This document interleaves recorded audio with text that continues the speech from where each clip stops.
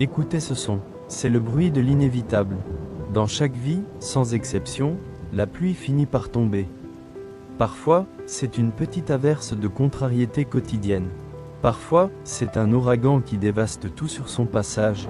Un deuil, une faillite, une trahison, ou le sentiment dévorant d'avoir échoué. Regardez autour de vous. Quand l'orage éclate, la réaction instinctive de la majorité est la fuite. Les oiseaux cherchent désespérément un abri sous les feuilles, les moineaux se serrent contre les murs, les hommes s'enferment dans leur certitude ou leur plainte. Ils attendent que ça passe. Ils sont victimes de la météo de leur existence. Quand il pleut, tous les oiseaux cherchent un abri, mais l'aigle évite la pluie en volant au-dessus des nuages. Cette citation n'est pas seulement une belle image de calendrier, c'est une leçon de survie et de transcendance. Elle nous dit que si les problèmes sont communs à tous, l'attitude est le seul facteur de différenciation. Aujourd'hui, nous n'allons pas apprendre à éviter la pluie, personne ne le peut. Nous allons apprendre à construire les ailes qui vous permettront de survoler les nuages noirs de votre propre vie. Bienvenue dans l'étude de l'attitude de l'aigle. Première partie, le phénomène de l'aigle. Pour comprendre l'attitude, il faut d'abord comprendre l'animal. L'aigle n'est pas simplement un oiseau puissant, c'est un ingénieur des courants. Contrairement aux autres oiseaux qui luttent contre le vent, l'aigle attend la tempête. Pourquoi ? Parce que les vents contraires créent ce qu'on appelle des ascendances thermiques. Là où le corbeau voit une menace qui va le précipiter au sol, l'aigle voit une opportunité de s'élever sans effort. Il déploie ses ailes, ajuste ses plumes rémiges, et laisse la force de la tempête le porter plus haut, jusqu'à ce qu'il atteigne une zone de calme absolu, au-dessus de la couche nuageuse, là où le soleil brille éternellement. Il n'a pas supprimé l'orage, il l'a utilisé pour changer de perspective. Mais ce survol ne serait rien sans sa vision. Un aigle peut repérer un lapin à 5 km de distance. Sa focalisation est telle que rien ne peut le distraire de son objectif. Les obstacles entre lui et sa proie, la pluie, le vent, le relief, ne sont que des paramètres de son calcul, pas des motifs de renoncement. Transposons cela à l'humain. Avoir l'attitude de l'aigle, c'est posséder cette vision télescopique sur ses rêves, tout en comprenant que les difficultés actuelles sont les vents nécessaires à votre ascension. Si votre vie est trop calme, vous ne monterez jamais très haut. C'est dans la friction que se crée l'élévation. Deuxième partie, la psychologie du survol. Pourquoi certains d'entre nous sont-ils des moineaux et d'autres des aigles ?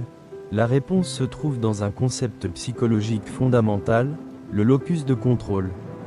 Ceux qui ont un locus de contrôle externe pensent que leur vie est dirigée par la chance, le destin, le gouvernement ou leur patron. Quand la pluie tombe, ils crient à l'injustice.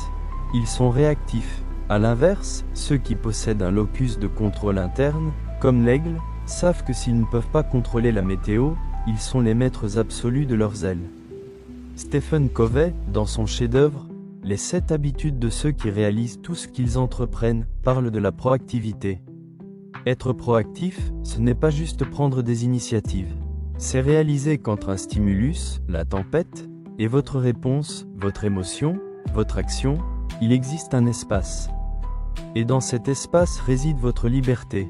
Chercher un abri est une stratégie de survie à court terme. C'est confortable, certes, mais si vous passez votre vie à attendre que l'orage s'arrête pour avancer, vous resterez au sol. La discipline est ici votre arme principale. Comme le disent les grands mentors, la motivation est un luxe, la discipline est une arme. La motivation vous donne envie de voler quand il fait beau. La discipline vous oblige à déployer vos ailes quand vous avez peur, quand vous avez froid, et quand tout le monde vous dit de vous cacher. James Clear explique dans Atomic Habits que le succès n'est pas le fruit d'une illumination soudaine, mais de systèmes. L'aigle a un système biologique parfait. Vous devez construire votre propre système mental, des rituels de pensée qui rejettent le blâme et embrassent la responsabilité. Car blâmer les autres pour votre situation, c'est leur donner le pouvoir sur votre bonheur. Troisième partie, les aigles de l'histoire. E. Viktor Frankl, l'aigle dans l'enfer. Imaginez l'endroit le plus sombre de l'histoire humaine, un camp de concentration nazi. Viktor Frankl, psychiatre autrichien, y a tout perdu. sa femme, sa famille, ses écrits, sa dignité d'homme. Il était sous une pluie de cendres et de morts. Pourtant, c'est là qu'il a découvert la dernière des libertés humaines. Garde SS, aboyant, tu n'es plus rien, Frankl. Un numéro sur un bras. Je peux te tuer d'un geste, je possède ta vie. Viktor Frankl en pensait, tu peux posséder mon corps, tu peux me forcer à creuser cette terre gelée, mais tu n'as aucun accès à mon esprit. Dans ce sanctuaire intérieur, je décide de l'attitude que je porte face à cette souffrance. Je choisis de voir ce camp non comme une fin, mais comme une épreuve qui forge un sens nouveau. Frankl a survécu parce qu'il a volé au-dessus des barbelés par la pensée. Il s'imaginait après la guerre, donnant des conférences sur la psychologie des camps. Il a utilisé la tempête pour construire une œuvre qui a sauvé des millions d'âmes après lui. 2. Nelson Mandela, 27 ans de courant contraire. Nelson Mandela a passé 27 ans dans une cellule étroite. Pour beaucoup, c'était l'abri définitif, le mur qui brise toute ambition. Mais Mandela n'était pas un moineau. Pendant ces décennies de pluie acide qu'est l'injustice, il a poli son âme. Co-détenus, désespérés, Nelson, ils vont nous briser. Ils nous font casser des cailloux sous un soleil de plomb pour rien. Comment peux-tu encore sourire, Nelson Mandela? Il ne casse que des pierres, mon ami. Moi, je prépare le futur président d'une nation unie. Chaque coup de pioche est une leçon de patience. Si je sors d'ici avec de la haine, alors ils auront gagné. Je choisis la compréhension, car c'est la seule aile assez forte pour porter tout un peuple. 3. Steve Jobs, le vent de l'échec. En 1985, Steve Jobs est viré de l'entreprise qu'il a créée, Apple. C'est une tempête publique, humiliante. Il aurait pu se cacher, vivre de ses millions et maudire ses ennemis. Au lieu de cela, il a qualifié cet événement de « meilleure chose qui lui soit jamais arrivée ». En perdant Apple, il a retrouvé la légèreté du débutant. Il a créé Next, puis Pixar. Il a utilisé ce vent de rejet pour révolutionner l'animation et l'informatique. Quand il est revenu chez Apple, il n'était plus seulement un visionnaire arrogant, il était l'aigle qui avait appris à survoler ses propres démons pour devenir le plus grand industriel de son siècle. 4e partie, construire ses propres ailes. L'attitude de l'aigle n'est pas innée. C'est une construction. Voici les 5 étapes pratiques pour forger vos ailes et commencer votre ascension.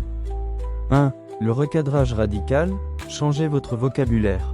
Ne dites plus « j'ai un problème », dites « j'ai un défi qui contient une leçon ». Comme l'aigle qui cherche l'ascendance thermique, demandez-vous « comment cette difficulté peut-elle m'aider à monter plus haut ?» 2. La discipline de l'esprit, purifiez votre attention. L'aigle ne regarde pas les nuages, il regarde au-delà. Coupez les distractions. Les réseaux sociaux, les potins, la négativité ambiante sont comme du plomb dans vos plumes. Un esprit encombré ne peut pas décoller. 3. Le choix de l'entourage. Avez-vous déjà vu un aigle voler avec des pigeons? Jamais. Les pigeons se plaignent du grain qu'on leur donne. Les aigles chassent leur propre destin. Si vous voulez survoler la pluie, entourez-vous de ceux qui parlent de vision, de croissance et de solutions, pas de ceux qui se complaisent dans l'abri du ressentiment. 4. Le locus de contrôle interne, reprenez la responsabilité. Même si vous n'êtes pas responsable de ce qui vous arrive, vous êtes 100% responsable de ce que vous en faites. C'est le secret du pouvoir. Dès que vous blâmez quelqu'un, vous lui donnez vos ailes. 5. L'action massive, l'aigle ne plane pas par magie. Il doit d'abord battre des ailes avec force pour quitter le sol et atteindre les courants. Le début de tout changement est difficile. C'est une lutte contre la gravité de vos vieilles habitudes. Travaillez dur, travaillez juste, et ne vous arrêtez pas avant d'avoir percé la couche de nuages. Partie finale, l'invitation au sommet. La pluie tombe encore dehors. Elle tombera demain, et elle tombera l'année prochaine. C'est la nature même du monde. Mais aujourd'hui, quelque chose a changé. Vous savez maintenant que vous n'êtes pas obligé de rester au sol, trempé et tremblant, à attendre une accalmie qui ne dépend pas de vous. L'attitude de l'aigle est un choix que vous faites à chaque seconde. C'est le choix de voir plus loin, de viser plus haut, et de transformer chaque douleur en un courant ascendant. Ne soyez pas celui qui cherche un abri. Soyez celui qui cherche la tempête pour montrer au monde de quoi ses ailes sont capables. Le ciel est vaste, et il y a de la place pour tous ceux qui ont le courage de quitter le confort de la plaine. Cessez de vous cacher, déployez votre esprit, ajustez votre vision, et volez, jusqu'à ce que les agneaux deviennent des lions.